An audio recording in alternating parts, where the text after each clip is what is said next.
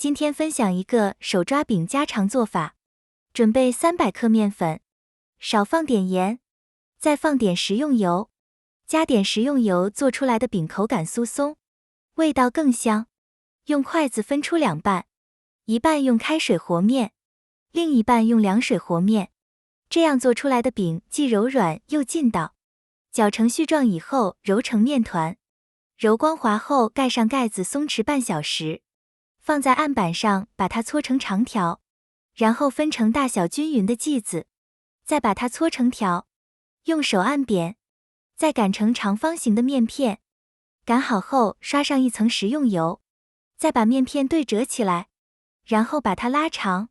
拉长以后给它卷起来，卷好以后再给它松弛半小时。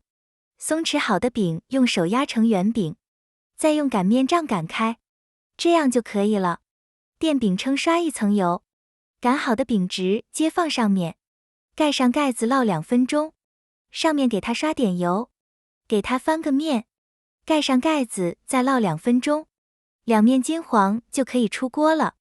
给它整整形，吃起来特别酥脆。